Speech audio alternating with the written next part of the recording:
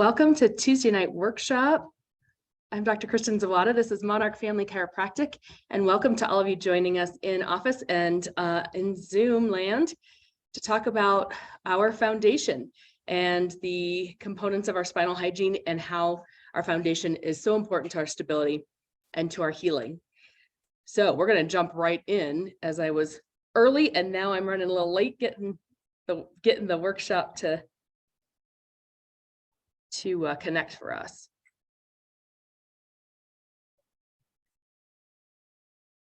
All right, bear with me here as my mouse isn't working. Okay, so we're going to go through a couple things, and I think it's key in looking at how everything in our body is connected. And, you know, I love the song that we talk about and we sing when we're little kids, right? When we're learning our parts and pieces and, you know, the knee bone's connected to the right ankle bone and all the pieces of that go all the way up the chain. But we really are a kinetic chain. And there's components of how our bodies have stability and how our foundation is so important in that stability and in all the pieces that you work on here in our office in chiropractic. So everything is linked together.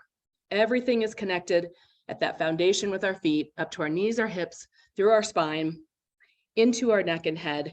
And that communication path has to be super clear from brain to that foundation, so our bodies know where they are in space, right? So our brains can tell our bodies what to do, and our bodies know what to do with that information. So as your feet are your foundation, we really talk about how that affects the entire body, right? It's supporting by that balance that we have there. And a lot of people pronate, that's rolling in. And so we're going to talk about foundation. A lot of it has to do with the position of our feet and how well they're supported, which then is going to go into how do we support alignment? How do we support the knees and hips? Therefore, how do we support the spine that's protecting our most delicate asset, right? Our nervous system and our spinal cord. So when we have something that goes wrong with one or different parts, we can experience pain. We can experience a change in how we can move. So then how much can we do when we're not moving the way we should, right? So let's see if I can use my arrows now. So we're going to talk about our foundation and just some foot facts. We have 206 bones in our body, and about 25% of them are in our feet and are in our foundation themselves. So each foot has 26 bones, totaling 52 in just our feet alone. And so there's also 33 joints that connect all those bones to each other and to the movement of our legs at the ankle there, and over 107 ligaments. So that's a lot happening in our foundation, right? So all the more reason that it is functioning and moving and supporting us in the things we do. So I found some fun pictures on just like what has happened with our foundation over time, right? So we didn't start wearing shoes. We didn't start with worrying about these, our foundation. And I really want us to look at what has changed, how things evolved from what they were back in, you know, cave era, and what were we doing then versus what we do now, right? And how those foundations have really changed and why the feet are so important. So we look at really what has happened over time is what we're on, what our foundation is. When we were barefoot, when shoes first came about, they were cloth, they were sandal, they were linen, they were other components to have something to walk on a surface like dirt, rocks, the ground, to be in the elements of earth, right? To be in the elements that aren't so rigid and resistant like asphalt, concrete, the pavement, and things that have no cushion or give to them. So that has changed our feet and our arches and our support of our foundation over time, as well as what we've worn and what we wear now to really just become standardized and mass produced as well. So looking at things, when did we change our foundation? This picture off to the far left there is the first shoe, some of the first shoes that were found. An invention of them as far as some of the oldest leather shoe and what they were made of, and single pieces of, cowhide or leather, that came from animals. This is the picture that came from this cave that was found 2008, but believed to date back to, 3500 BC. So, what we think of as shoes is absolutely not what was a shoe and how it evolved, in the development of, and really because the change of our environmental needs. But when we think about even things in Greek and Roman time, we were conquering the world in barefoot armies. Romans were the first to design a separate shoe for the right and the left foot. And that's what they issued to their soldiers. But people went to a cobbler for the most part, or they were made at home. They were very specific to the foot and to their size. And it wasn't that we standardized things till 19th century. So what has changed? And this was really when, our surfaces changed, and then we started to see documentation of actually standardizing increments of a shoe into a sizing system. So let's talk about our foundation. And again, what affects that now that we're on very hard surfaces of tile, and like I said, concrete floors, or hard surfaces that we go and do our exercise or running on, let alone what we stand and walk on day to day. So our foundation has to absorb and disperse energy through our body, creating support to our natural architecture is what our foundation is meant to do. The more stable it is, the better the alignment. As we translate that with your chiropractic adjustments, a better alignment, you hold longer, your body is in a better function. The brain down to feet are communicating in a more optimal way of where you are in space, and where you're going when you're moving and walking. And so we'll talk about the 3 arches of our foundation and really talk about how they can be best supported. And some of you, this is, you do these components already. Some maybe have never had this assessed.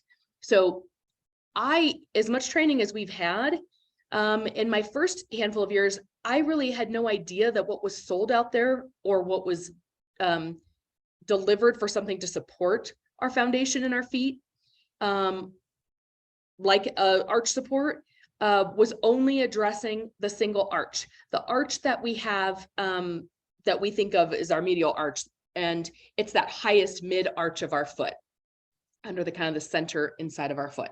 But you have 3 arches that make up your foundation, along with all of those bones and ligaments that are attached to them.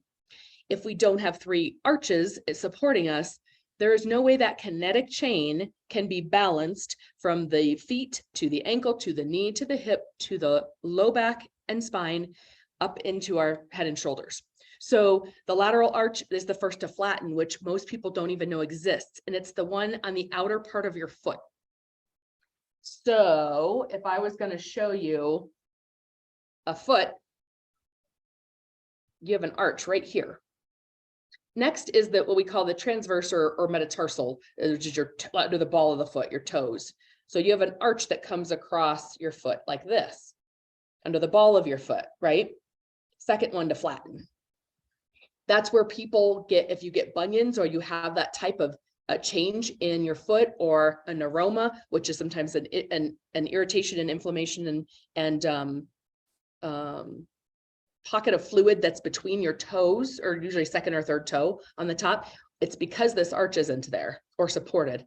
And then the last one that we think of is this medial arch, right? The one we think of right on that inside of our foot. It's a big one. It's the highest, but it's the last to flatten. So when that flattens and this one starts to flatten, we see people really flat-footed, right? Or become pronated. So you flatten, your shoes don't fit the same, and that ball under the ball of the foot then is flattened already. And there's a lot of different pressure that's getting put there, that's translating through your kinetic chain, through your foundation and up to the spine. So this jumps a little bit ahead, but would you benefit for a need for more foundational support? I think these are flags that talk more to pronation, which is that flattening in the middle and of the ball of the foot.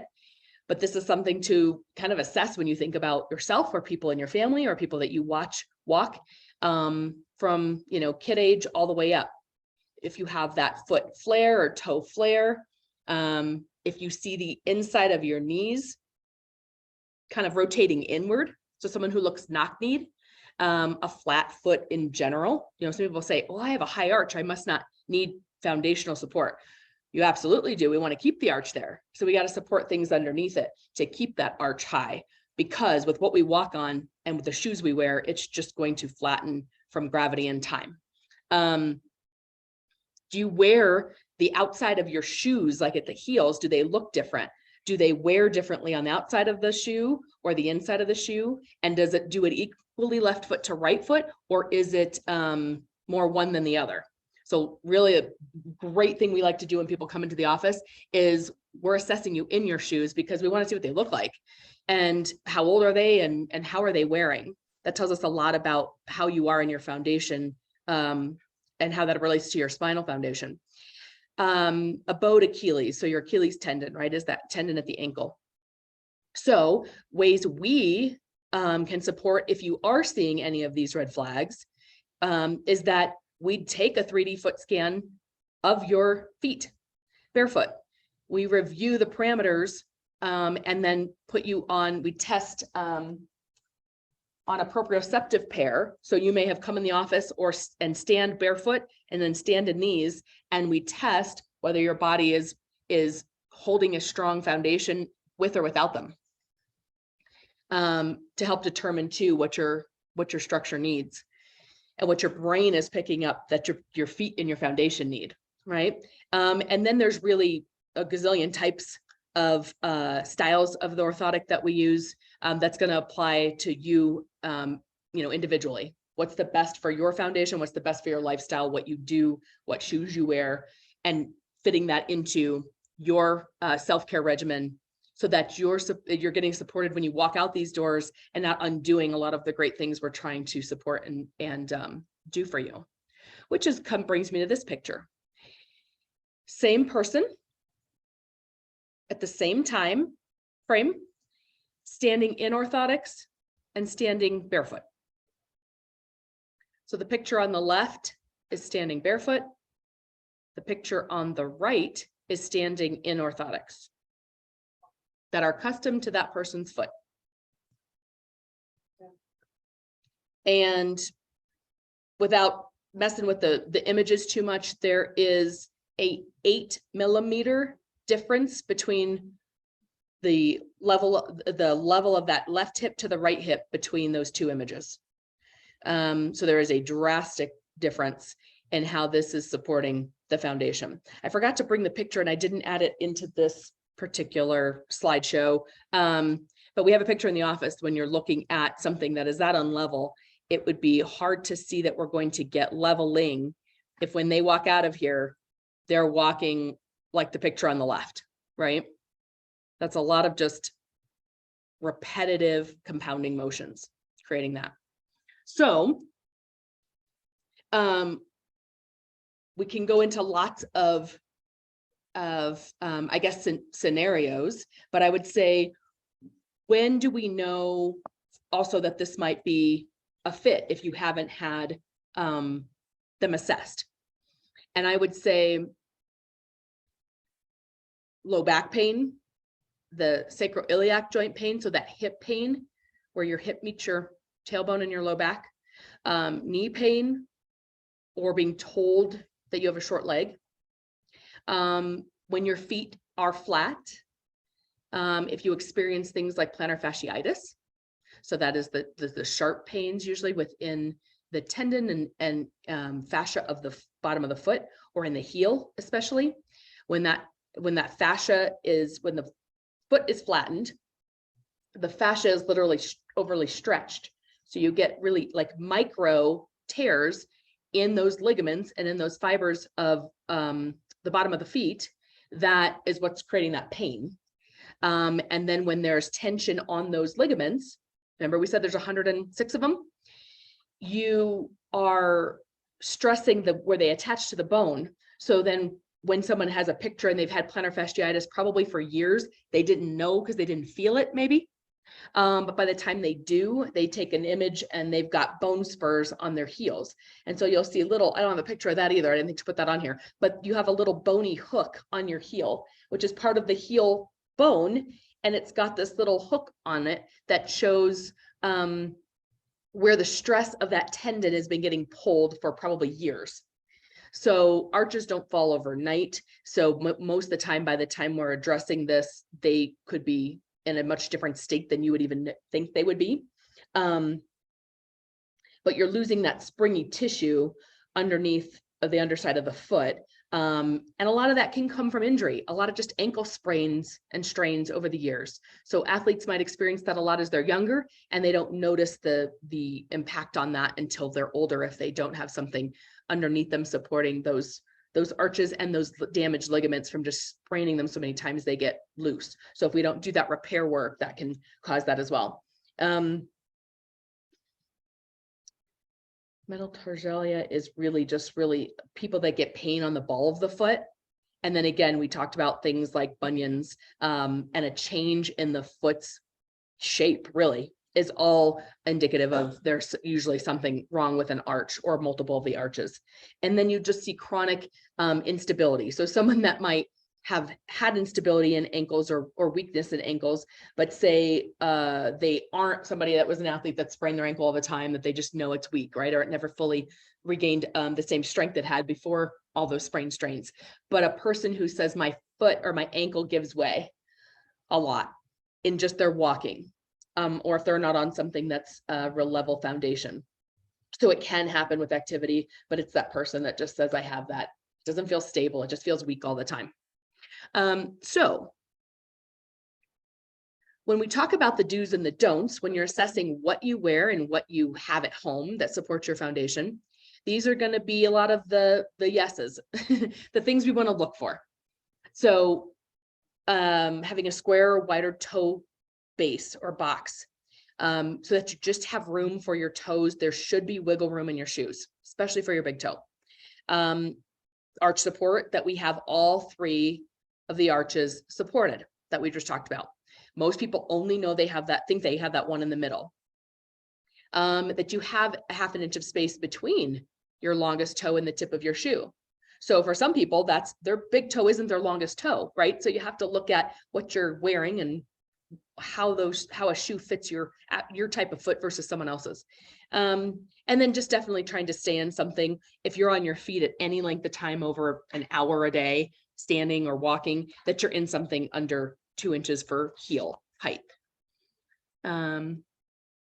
Here are some don'ts. I mean, I don't know about you guys, you don't see us walking around in stilettos here at the office, but there's offices that's what you see in the fashion world, in a lot of, corporate business, maybe not as much today as certain eras. And yet it's what that can do is create that plantar fasciitis, right? When you're constantly on the ball of your foot or up onto the toes. Try to limit the time that you're in them. It's obviously not very stable. So balance can be an issue there, of course. So even if it's just a higher heel, but you're choosing a chunkier base, a chunkier piece of that heel than something like a stiletto. Same thing with the pointed toe shoes. It does the same thing, cramping our toes and creating our gait, our pushing off of the ball of our foot to be different, and changing that arch underneath the ball of our foot. So same goes for the absolute opposite, which is that you're not in a flat shoe or sandal that doesn't give you any support. Now, living in Colorado, I feel like you have almost a little bit of all seasonal wear out all the time because we layer. And we could have a gorgeous day where we're in shorts and flip-flops or t-shirts and flip-flops many months of the year, more than not, right? That it's only this time of year, January, February, that I feel like we're pretty much in closed-toed shoes more times that, if not all times than not. But what about what you walk around the house in? So I think it's really important that we're not wasting money on $5 pair of flip-flops from Old Navy or Target for that matter, that we're getting something that's supportive, and that has cushion to it, right? For our heel and for our arches. Because otherwise we're really just undoing really good things that our body needs. And there are things now that are more fashionable that you can get that are even custom to you, like that are orthotic, that are shoes. It doesn't have to slip into the shoe. Now there are shoes that are made custom to your foot, which is what we use in the office here. So Doc and I are trained and certified under the Foot Levelers company. That is the only company that is patented with the 3 arch supports. So we try to provide only the best for you here at Monarch. And there's a reason why. We see patients come in for decades now with both of us, our length and practice. And when our foundation is off, we have to look at all the pieces. And when something's not changing between your exams or re-exams, that can tell us a lot. That may be a piece that's not being addressed. And so we try to take a foot scan on everybody when they start care, and then see what we need to do through our assessments, through your care. And I was going somewhere else with that as to why, not only us using them, that's what all of us wear, and have the most, I feel like, support in the company, the most research out there, and in the same sense, the most guarantee. I know where I was going with that. It's the fact that I'm appalled by the fact that people are coming in from either stuff from Good Feet or stuff from an actual podiatrist where they say it's custom to their foot, where they stepped or sat and pushed their foot into a mold. Well, that doesn't do anything if you're not weight bearing. So whatever image is taken of your foot to assess your personal customized orthotic should be weight bearing. That's when it matters. You have I have a high middle arch in my foot too. If you looked at my foot, I looked like a ballerina's foot, right? And that doesn't necessarily mean that's what your arch is doing when you're standing and putting weight down on your foot. That changes completely when we're weight bearing. So what you think your arch looks like doesn't tell us a lot about what it's doing when you're actually putting your 100, 150, 200, whatever pounds onto your feet when you're standing. So all those arch supports that are coming from podiatrists and a Good Feet store and place like that, we've had patients saying they were paying anywhere from $800 to $1,200 for orthotics, which is highway robbery. So knowing that we've got what we can provide through the Foot Levelers company, and an orthotic is $350, and it has more support in it than anything else you're going to buy, that's what we support our patients using, because we want you to get the most out of it. And you're only doing a third of the work if you're getting an orthotic out there that's just supporting your middle arch. So there's a lot to know about it that I didn't even realize I just assumed they were all assessing the same 3 arches of the foot, and they're just not. So we take on average 6,000 steps a day. Now that's low, to be honest.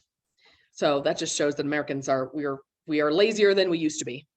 We're not walking to everything. We do a lot of sitting. Now we do a lot of not even commuting, right? Working from home since COVID, and things that have changed a lot of our movement and mobility. So wearing the right shoe is extremely important to your feet and the health of your body. So we don't just go on size alone. There's a lot of things that differ. In how a shoe is sized, what our feet are like, and how manufacturers make shoes. Our feet tend to grow a little larger as we age. Your feet are definitely different when you're pregnant. I can speak to that now, and that your feet swell throughout the day, even when you're not pregnant. So they say go shoe shopping towards the end of your day, not at the start of a day.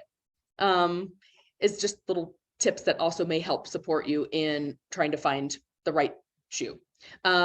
And again, that an orthotic, whatever supports you, if you don't have support of those arches, needs to be in every pair of shoes you wear, because that's got to go the length of wearing something partially and then not wearing it other seasons or when you wear other shoes is just undoing the good that you're doing. So it's finding what fits for you and getting that in all of your shoes, or something that you can wear in many of them. So we have tons of resources here at the office on all of those components and all of that research. Here are some of them that we addressed today.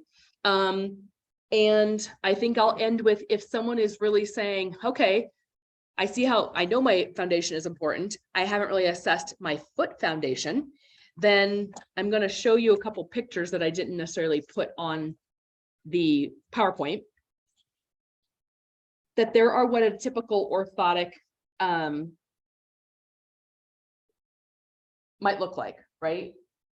They are now more soft and pliable. They are not hard, thick pieces of, I don't know, hard leather. Oh yeah. There are different types based on the type of shoe you wear. There are types for if you are pregnant and going through first, second, and third trimester and your foot is changing. There are 3/4 length ones that fit in dress shoes, that fit in narrower shoes or an ankle boot or something that might have a narrower toe base. And there are ones for younger kiddos and younger adults. There are things that are made for heels. So if you're gonna wear heels, let's get something that fits in them. There are definitely different ones towards athletes, but now you really can wear all kinds of shoes, dress shoes and athletic shoes, sandals where they're built in, slippers, or like a loafer where they're built into the loafer. You don't have to slide something in and out. And my most favorite, which I have to point out because I live in these and we live in Colorado, and I think most people have more flip-flop wardrobe in their closet than they may have dress shoes. So you can actually have a custom orthotic flip-flop in many different sizes, colors that are not ugly, that fit your foot, because most people tell me, okay, I would wear it with my regular shoes, but I'm going to wear sandals a good chunk of the year in Colorado. So let's get something that you would like wearing that is still fashionable. I know some people on the line, Dawn, that have great shoes that we comment on every time she's in here, and they're in those shoes and they can go in the sandals for when we're in our summer months and don't want to be enclosed with shoes and socks and all those things. So we have all that material here. We have ways to test you here. We obviously have the scan here if you haven't been scanned. So holler at us in the office if there's somebody that you know of who hasn't been assessed, and that could be a complete part of their kinetic chain disconnect and lack of function if their foundation isn't getting fully addressed. So thank you for sharing your time with us tonight.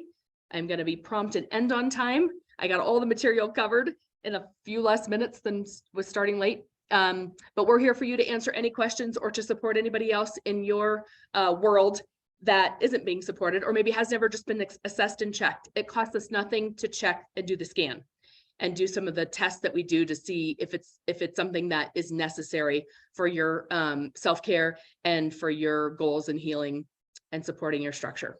So I'm going to sign off for now. Thanks for joining us. Love seeing all of you here. Hope you got something out of this. We want to hear your takeaway the next time you're in the office. And I am signing off for now. Thank you for joining us, and we'll see you next Tuesday.